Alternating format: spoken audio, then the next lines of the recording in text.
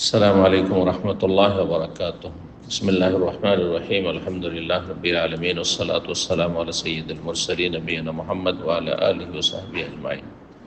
10টি প্রশ্ন রয়েছে বিভিন্ন দেশ থেকে আসা, ইনশাআল্লাহ তাআলা সংক্ষেপে আমরা উত্তর দেব। প্রথম প্রশ্ন করেছেন এক ভাই, বলছেন আসসালামু আলাইকুম শেখ। ওয়ালাইকুম আসসালাম ওয়া রাহমাতুল্লাহ। আজকে স্বাধীনতায় অনেক মুসলিমকে দেখছি তারা ভারত মাতা কি জয় বলছেন, এটা কি বলা যাবে? ভারত মাতা কি জয় এ কথা বলে তাদের উদ্দেশ্য কি? যদি উদ্দেশ্য থাকে দেব দেবী, যে ভারত একটা দেবী বা দেবতা আর তার জয়, তাহলে জায়েজ না এটি। কিন্তু আরেকটি অর্থ হচ্ছে ভারত মাতৃভূমি, আর সেই দেশের নাগরিক কোনো ব্যক্তি, সে বলছে যে আমার মাতৃভূমি বিজয়ী হোক, হ্যাঁ, ভারত মাতৃভূমির জয়। যদি এই অর্থে বলে থাকি, এই নিয়তে, তাহলে শরীয়তে বলা যেতে পারে। বিশেষ করে বর্তমান পরিস্থিতিতে মুসলিমরা দুর্বল, অনেক সময় নির্যাতিত, সুতরাং হেকমা তাতেই রয়েছে যে যতটা ইসলামে ছাড় আছে ততটা তারা গ্রহণ করবে। এই ক্ষেত্রে মনে রাখবেন একটি কায়দা, নীতিমালা, যে কোনো একটি অলঙ্কারপূর্ণ ভাষার যদি একাধিক অর্থ থাকে, কোনো অর্থে জায়েজ নয়, কোনো অর্থে জায়েজ। এই ক্ষেত্রে সেই ব্যক্তি যদি নিয়ত করে যে আমি এই অর্থ বলেছি, যে অর্থটি জায়েজ বৈধ, তাহলে জায়েজ তার জন্য। আর এটা সাধারণত কবিতাতে অনেক বেশি হয়ে থাকে। কবিতাতে অলঙ্কারপূর্ণ ভাষায় একটি কথার কয়েকটি অর্থ নেওয়া যেতে পারে। উদ্দেশ্য সে কি করেছে, যে উদ্দেশ্যে বলেছে সে উদ্দেশ্যে বলা জায়েজ। এবং নবী করিম সাল্লাল্লাহু আলাইহি ওয়াসাল্লাম কাফের বিজাতি যারা কবি ছিল তাদের কবিতার আবৃত্তি করেছেন। যেমন লাবিদ জাহিলি যুগের মুশরিক কবি ছিল, প্রখ্যাত কবি আরব দেশের। মহল্লাকায় তার কাসিদা বা মহল্লাকা রয়েছে। তো তাতে রয়েছে আলা কুল্লু শাইইন মা খালাল্লাহ বাতিলু, মনে রেখো যে আল্লাহ ছাড়া যা কিছু পৃথিবীতে আছে সব কিছু হচ্ছে বাতিল, মানে ধ্বংসশীল, শেষ হয়ে যাবে, এতটুকু বলেছেন। কিন্তু দ্বিতীয় লাইনে একটু আপত্তি, অকুল্ল নাইমিল্লা মুহালাতা জাইলু, দ্বিতীয় লাইনটি বলেননি তিনি। প্রত্যেকের নিয়ামত নিঃসন্দেহে একদিন শেষ হয়ে যাবে। প্রত্যেক নিয়ামত শেষ হবে না, জান্নাতের নিয়ামত শেষ হবে না, যার ফলে নবী সাল্লাল্লাহু আলাইহি ওয়াসাল্লাম সেটুকু বলেননি। এইভাবে আরো বেশ কিছু হাদিসে রয়েছে এরকম, যে যতটা বলা যেতে পারে, যদিও সেটা রচনা করেছে কোনো অমুসলিম, আপনি বলতে পারেন যদি তাতে বৈধ অর্থ নিতে পারেন। আল্লাহ তাআলা আলাম। 2 নম্বর প্রশ্ন। আসসালামু আলাইকুম শেখ। ওয়ালাইকুম সালাম। আমাদের দেশে অনেক আহলে হাদিস ব্যক্তির মতোই আমার পিতা বাংলাদেশে জামাতে ইসলামের সক্রিয় সমর্থক ও প্রচারক। আল্লাহ হিদায়াত দান করুন সবাইকে। অনেক আহলে হাদিস ব্যক্তিদের মতোই, ওরা আসলে পুরো আহলে হাদিসই হতে পারেনি, জন্মসূত্রে হয়তো আহলে হাদিস, কিন্তু অন্য তন্ত্রে বিশ্বাসী, জি, বা অন্য তন্ত্র দুনিয়ার স্বার্থে তারা গ্রহণ করেছে বা বরণ করে নিয়েছে, মেনে নিয়েছে, সুতরাং তারা খাঁটি আহলে হাদিস না। আমি তাকে বলেছি যদি জামাতে ক্ষমতায় আসে তাহলে তারাই সর্বপ্রথম আহলে তাওহীদকে দমন করবে। তিনি এর জবাবে বলেন, বর্তমান জামাত আর মওদুদির আদর্শ ভিত্তিক নয়। জি না, এই কথাটি তার ভুল, যে বর্তমান জামাত মওদুদির আদর্শের উপর নেই, এই কথা একেবারে তাদের প্রতারণা। যদি তারা বলেও, সব বলে, এটি তাদের তাকিয়া, যেমন শিয়াদের মধ্যে তাকিয়া রয়েছে, ভেতরে কিছু আর ওপরে অন্য কিছু। তাকিয়া শিয়া ধর্মে একটি সওয়াবের কাজ, সুন্নিকে ধোঁকা দেওয়ার জন্য, আহলে সুন্নাতের কাউকে ক্ষতিগ্রস্ত করার জন্য মুনাফিকি করা যাবে, সওয়াবের কাজ এটি তাদের কাছে। মানে মিথ্যা কথা বলে মুখে এক কথা বলছে আর ভিতরে আরেকটি। তো এই জামাতি ভাইদের মধ্যে আল্লাহ হেদায়েত করুক তাদেরকে, ইখওয়ানীদের মধ্যে শিয়াদের গুণাবলী আছে, বৈশিষ্ট্য আছে বেশ, যেমন খারেজিদের বেশ গুণাবলী আছে, দুটোই আছে। দুটো বিভ্রান্ত ফিরকা যে ইসলামের ইতিহাসে স্বর্ণযুগের শেষ দিকে জন্ম নিয়েছিল, এই দুটোই খারেজি আর রাফিজি দুটোরই বৈশিষ্ট্য কিছু বদ চরিত্র জামাতি ইখওয়ানীদের মধ্যে রয়েছে।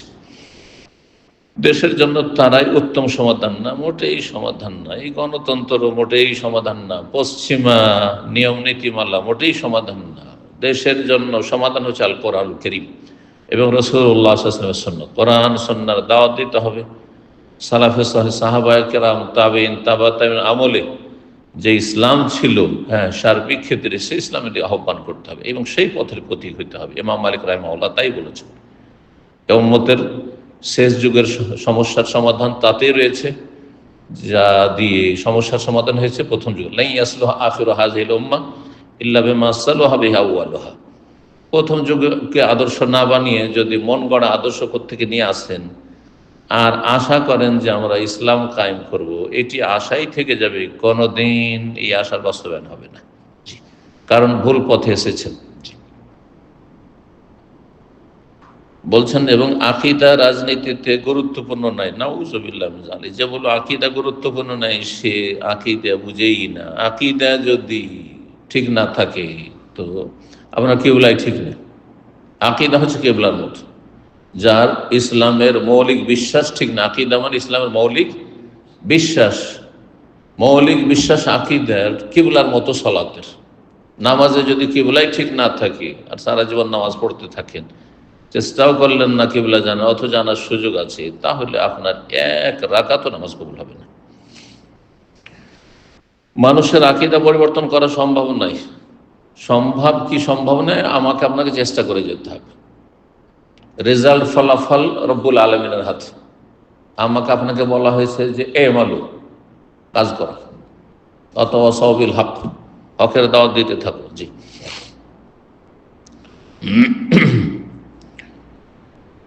বলছেন যে বরং আমাদের এখন ভারতের প্রভাব থেকে দেশকে রক্ষা করতে হবে। ভারতের প্রভাব থেকে দেশ রক্ষা করে যদি আর কোনো সুপার পাওয়ারের গোলামি যদি শুরু করেন তো লাভটাই কিরে ভাই? এক গোলামি থেকে মুক্তি লাভ করে আর এক গোলামিতে গিয়ে নিমজ্জিত হয়ে গেলেন। এক গর্ত থেকে উঠলেন আর এক গর্ত থেকে পড়ে গেলেন। দেখতে পাচ্ছেন না, জানতে পারছেন না? যদি অন্তর্দৃষ্টি থাকে তো বুঝেন। আর ইসলাম কায়েম করতে হলে তো তাদেরই ভোট দিতে হবে।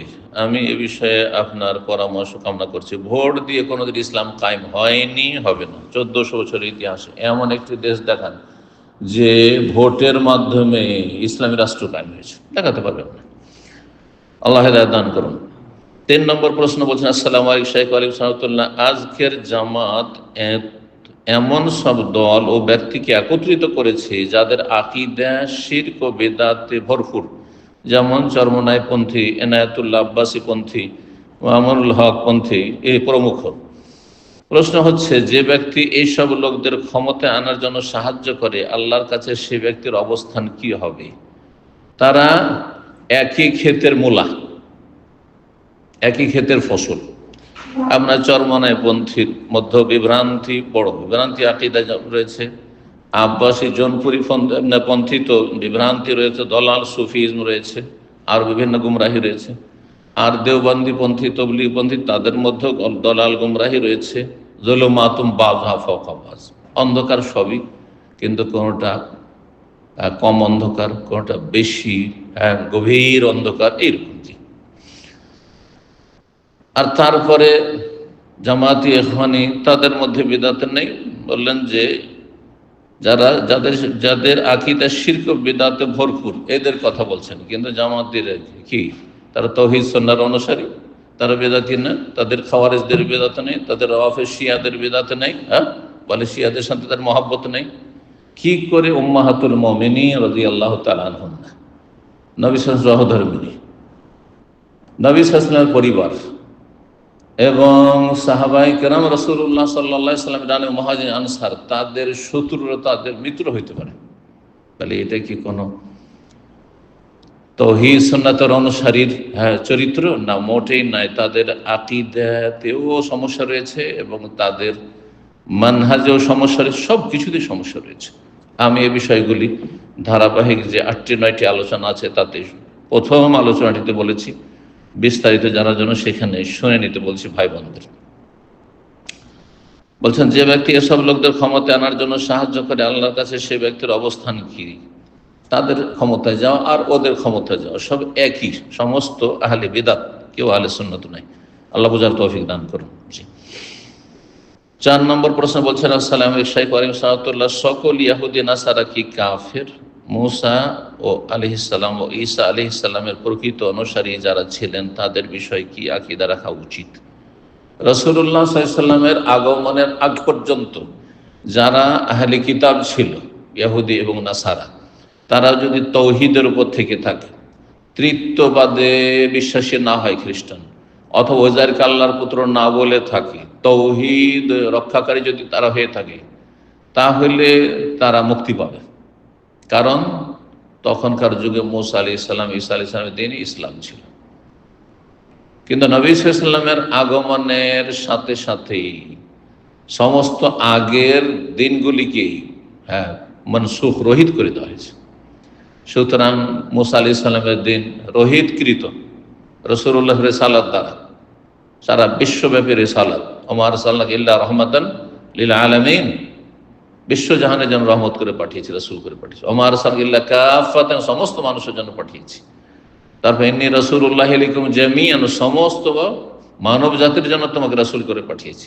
নবী সাল্লাল্লাহু আলাইহি ওয়াসাল্লাম বলেছে, বয়স্তুল আহমার ওয়াল আসওয়াদ, লাল সাদা, সাদা কালো, সবার জন্য প্রেরিত, সারা বিশ্বের সমস্ত মানুষের জন্য।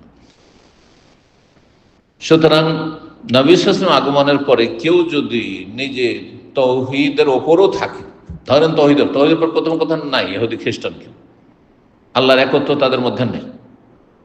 কোরআনে কারিমে আল্লাহ বলেছেন, ওয়াকালাত ইয়াহুদ উযাইর ইবনুল্লাহ ওয়াকালাতিন নাসারা মাসীহ ইবনুল্লাহ, ইহুদিরা বলতো যে উযাইর আল্লাহর পুত্র, আর খ্রিস্টানরা বলতো যে ঈসা আলাইহিস সালাম আল্লাহর পুত্র, আল মাসীহ আল্লাহর পুত্র। তো এই আল্লাহর পুত্র সাব্যস্ত করে তো শিরক, কুফর, বড় শিরক, বড় কুফর। জি। সুতরাং এই আকীদাতে মুশরিক।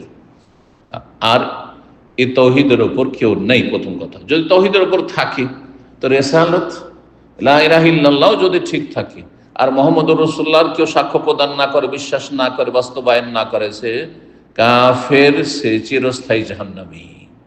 আর কালেমাতে কয়টি অংশ রয়েছে? 2টি অংশ রয়েছে, 2টি শাহাদাত দিতে হবে, শাহাদাতাইন। জি, মনে রাখবেন, দলিল অনেক রয়েছে। আয়াত একটি বললাম যে নবী সাল্লাল্লাহু আলাইহি ওয়াসাল্লামের রিসালাতের সাক্ষ্য প্রদান না করলে মুসলিম না কাফের, মুমিন না কাফের, জান্নাতি না জাহান্নামী, চিরস্থায়ী জাহান্নামী। হাদিস শুনেন, সহিহ মুসলিম হাদিস হয়েছে, নবী সাল্লাল্লাহু আলাইহি ওয়াসাল্লাম, আল্লাযী নাফসি বিয়াদিহি, আল্লাহর কসম করে বলছি যার হাতে আমার প্রাণ রয়েছে, লা ইয়াসমাউ বি আহাদুম মিন হাযিহিল উম্মাহ ইয়াহুদিয়ুন ওয়ালা নাসরান, আমার সম্পর্কে রাসূল বলছেন, এই মানব জাতির, মিন হাযিহিল উম্মাহ, এই মানব জাতির, ইহুদি হোক বা খ্রিস্টান হোক, আর হিন্দু হোক, আর অন্য মজুস হোক, নাস্তিক হোক, আর কেউ হোক, বুদ্ধিস্ট হোক, কেউ যদি শুনতে পায় সুম্মা ইয়ামুতু, তারপরে সে মারা গেল, ওয়ালাম ইউমিন বিল্লাযী উরসিলতু বিহি, আমি যে রিসালাত, পেগাম, মেসেজ নিয়ে এসেছি আসমানি, তার উপর যদি ঈমান না নিয়ে আসে, ইল্লা কানা মিন আসহাবিন নার, তাহলে সে জাহান্নামী, সে জাহান্নামে যাবে। রাসূলুল্লাহ সাল্লাল্লাহু আলাইহি ওয়াসাল্লাম ওমর রাদিয়াল্লাহু তাআলার হাতে তাওরাতের একটা অংশ দেখেছিলেন, আর এত রাগান্বিত হলেন, চেহারা মোবারক লাল হয়ে গেল, বললেন, আমতাহবেকুন ইয়া ওমর, ওমর কি এখন কি উদ্ভ্রান্ত হয়ে ঘুরে বেড়াচ্ছ নাকি? উদ্ভ্রান্ত হয়ে দিশেহারা ইসলাম থেকে রয়েছ নাকি? এখন ইসলামের দিশে পাওনি, জান্নাতের রাস্তা পাওনি? আল্লাহি, আল্লাহর কসম করে বলছে, লাউ কানা মূসা হাইয়্যান, মূসা আলাইহিস সালাম যদি আজকে জীবিত থাকতেন, মা ওয়াসিউ ইল্লা ইয়াত্তাবিআনি, অন্য রাতে মা ওয়াসিআনি ইল্লা মা ওয়াসিয়াহু ইল্লা ইত্তিবাই, তার জন্য আমার অনুসরণ করা ছাড়া, আমার পথের পথিক হওয়া ছাড়া, আমার কালেমা পড়া ছাড়া, আমার আদর্শ অনুযায়ী জীবনযাপন করা ছাড়া কোনো মুক্তির সুযোগ ছিল না। মা ওয়াসিআহু, তার জন্য কোনো উপায় ছিল না, ইল্লা ইত্তিবাই, আমার অনুসরণ করা ছাড়া। জি। 5 নম্বর প্রশ্ন বলছেন, আসসালামু আলাইকুম, মহিলাদের গোপন রোগ পুরুষ ডাক্তারকে দেখানো জায়েজ হবে না মোটেই জায়েজ নয়, একমাত্র যদি নিরুপায় হয়? নিরুপায় কখন? এক্ষেত্রে ওলামারা বলেছেন, প্রথম দেখতে হবে মুসলিম মহিলা ডাক্তার, মহিলাদের চিকিৎসার জন্য, বিশেষ করে যদি গোপন রোগের চিকিৎসা হয়। জি, এই জন্য গাইনি হবে পুরুষ কেউ, এটা জায়েজ নয়। কেন পুরুষ গাইনি হবে? গাইনি হবে মহিলা, কারণ মহিলা বিশেষজ্ঞ, মহিলা রোগ বিশেষজ্ঞ। তো এই স্পেশালিস্ট হওয়া জায়েজ নয়। প্রথম তলাশ করতে হয় মুসলিম মহিলা চিকিৎসক, খোঁজ করতে হবে। যদি না পাওয়া যায় তো 2 নম্বরে অমুসলিম মহিলা চিকিৎসকের কাছে চিকিৎসা নিতে হবে গোপন রোগের, মহিলাদেরকে। যদি তাও না পাওয়া যায়, আর এমনটা হয় না সাধারণত, যে মুসলিম মহিলা বিশেষজ্ঞ পাচ্ছেন না আর অমুসলিম মহিলা বিশেষজ্ঞ পাচ্ছেন না, যদি এমন হয় যে এমন কোনো জটিল লোক যার জন্য পুরুষ ছাড়া কোনো উপায় নেই, আপনি যতদূর পর্যন্ত জানছেন বা পৌঁছিতে পারছেন আপনার আর্থিক অবস্থা দিয়ে, তাহলে তৃতীয় স্তরে হচ্ছে পুরুষ মুসলিম ডাক্তার, ধার্মিক, আল্লাহভীরু, এবং ততটাই উন্মুক্ত করবে যতটা উন্মুক্ত করা জরুরি।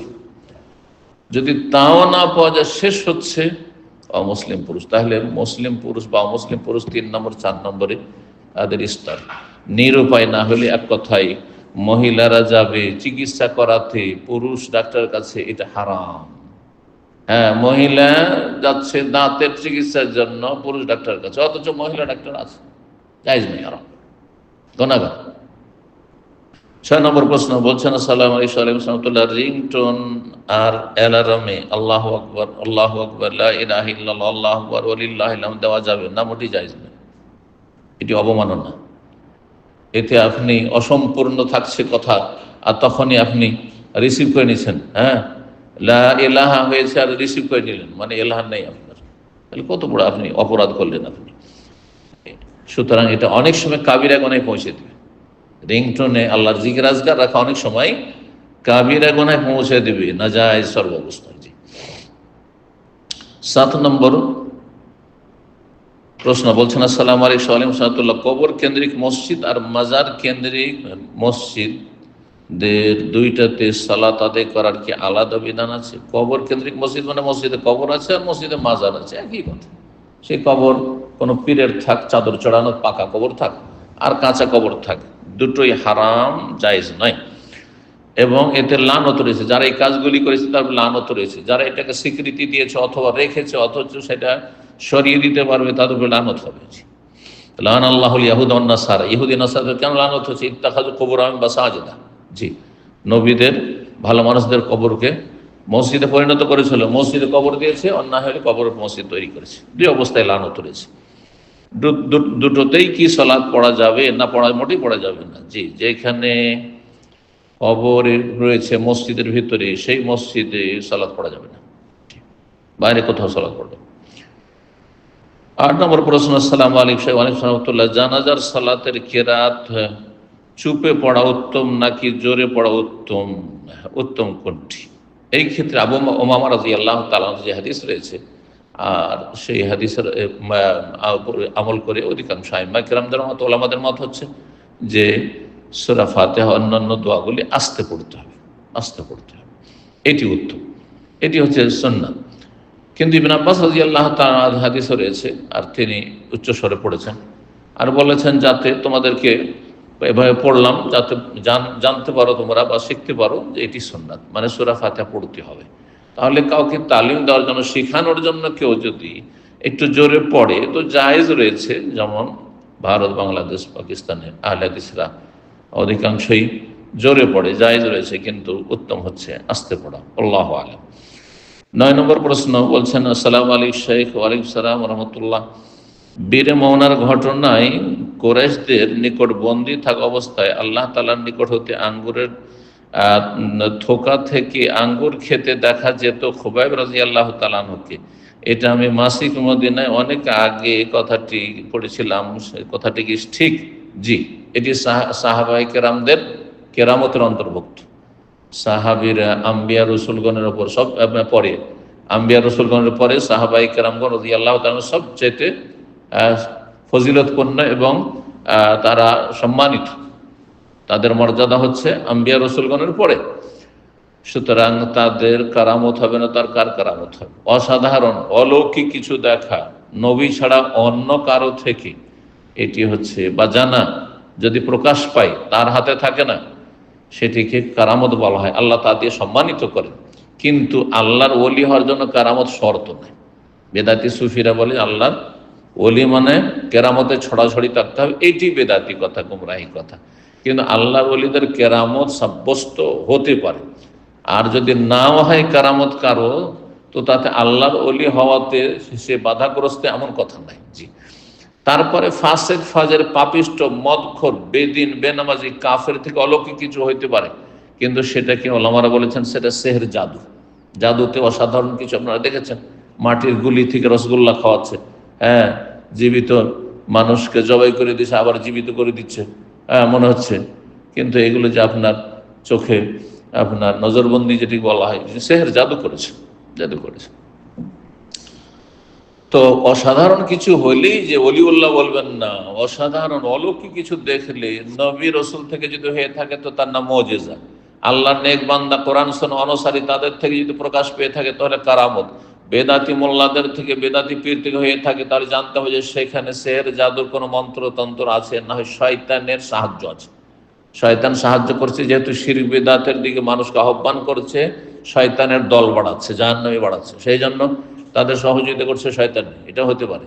সুতরাং ওলি হওয়ার মাপকাঠি হচ্ছে আল্লাযীনা আমানু ওয়া কানু ইয়াত্তাকুন, ঈমান এবং তাকওয়া, তৌহিদ এবং সুন্নাহ ভিত্তিক আল্লাহর প্রতি ঈমান এবং আল্লাহর ভয় ভীতি, আল্লাহর ভয়, পাপ মুক্ত জীবনযাপন করা, ফরজ ওয়াজিবে কোনো ঘাটতি না থাকে, বেশি বেশি নফল থাকবে, যত বেশি থাকবে তত বেশি আপনি আল্লাহর নেক বান্দা ওলি হতে পারবেন।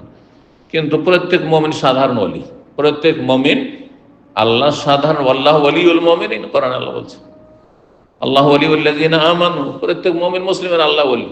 জি। 10 নম্বর সর্বশেষ প্রশ্ন, বলছেন আসসালামু আলাইকুম শাইখ ওয়া রাহমাতুল্লাহ, আমার বাবা নেই, আমার ভরণ পোষণ চালায় আমার মা। এক বোন প্রশ্ন করছেন, তার পেনশনের টাকায় আমার মা বেরলবি আকীদা, আল্লাহ হিদায়াত করুক। ছোটবেলা থেকে তার কথার আঘাতে জর্জরিত, দুনিয়াবি চিন্তা বেশি করে এবং আমাকেও সেদিকে ঠেলে দেয়।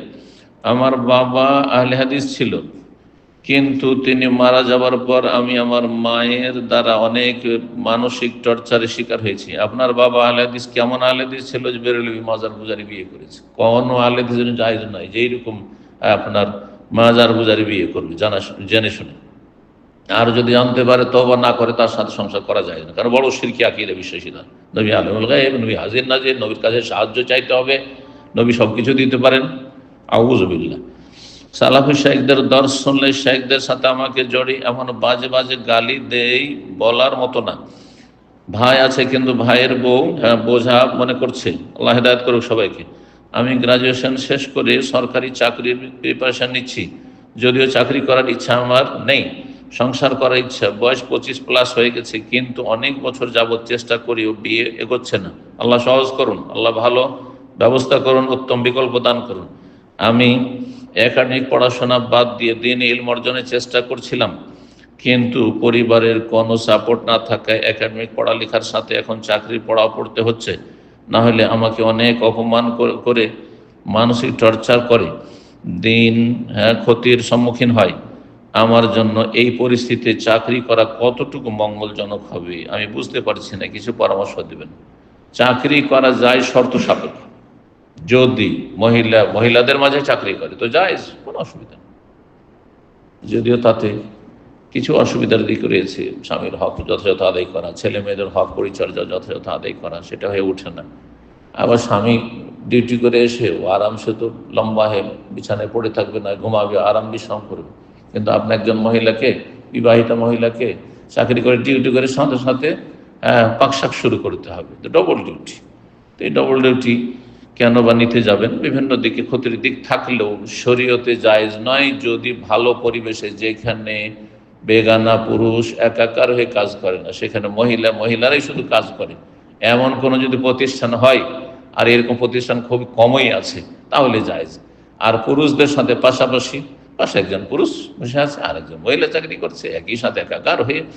আর এতে লজ্জা যে নারী জাতির সবচেয়ে সুন্দর অলংকার, তা ধ্বংস হয়ে যায়। সুতরাং এই সহশিক্ষাও যেমন জায়েজ নয়, তেমনি একসাথে একাকার হয়ে চাকরি করা মোটেই জায়েজ নয়। আল্লাহ রাব্বুল আলামিন যেন হেদায়েত দান করেন, হেদায়েত রাখেন, এবং যারা অসহায় তাদের আল্লাহ রাব্বুল আলামিন বিশেষ সাহায্য করেন, তাদের জন্য দোয়া করি। আল্লাহ রাব্বুল আলামিন যেন আমাদের দুনিয়া আখিরাত সার্বিক কল্যাণ দান করেন। সুবহান রাব্বিকা রাব্বিল ইজ্জাতি আম্মা ইয়াসিফুন ওয়া সালামুন আলাল মুরসালিন ওয়ালহামদুলিল্লাহি রাব্বিল আলামিন।